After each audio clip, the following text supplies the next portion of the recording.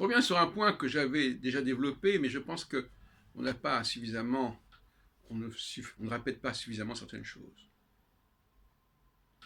Nous projetons sur le monde, sur le passé, nos propres structures mentales. Quand quelqu'un a une mentalité d'esclave, il projette cette mentalité d'esclave sur le monde. Il explique tout par ses propres motivations et par les problèmes qui se posent à lui. Je ne vois pas d'autre explication pour comprendre, notamment, pourquoi on nous parle de désobéissance dans la Bible.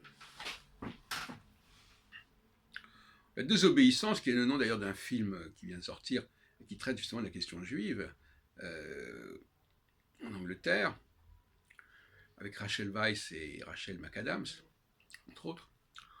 La désobéissance, c'est un terme très fort et qui n'est pas indifférent à étudier, qu'il faut psychanalyser.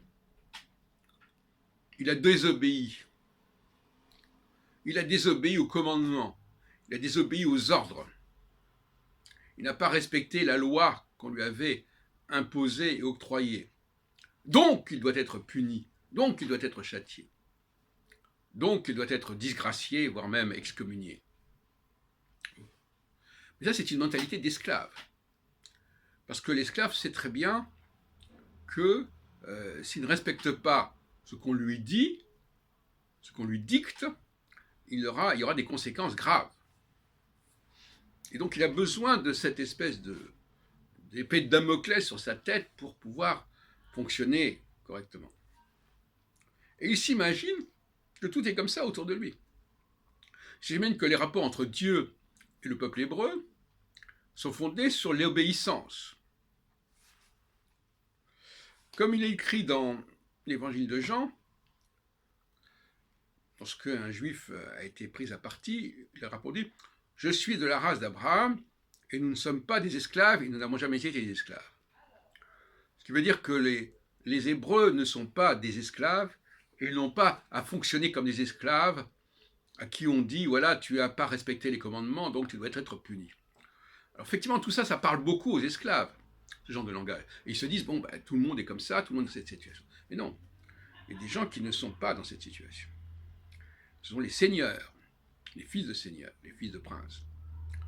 Et la Nouvelle Alliance met fin à cette théorie de la désobéissance. Pourquoi ?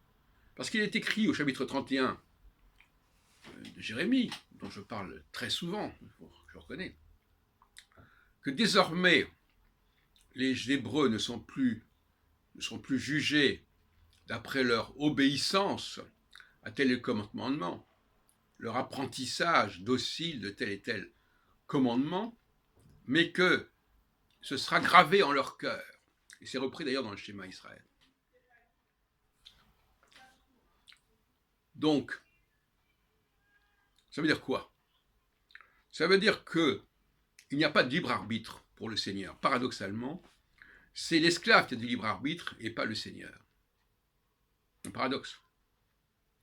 Parce que l'esclave, il a le libre arbitre d'obéir ou de ne pas obéir. Oui.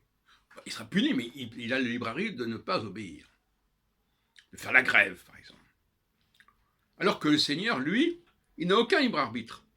Parce que ce qu'il pense, ce qu'il fait, c'est en lui.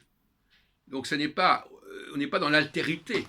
On n'est pas, qu'est-ce qu'il a dit lui, que je vais ou pas écouter. C'est en soi.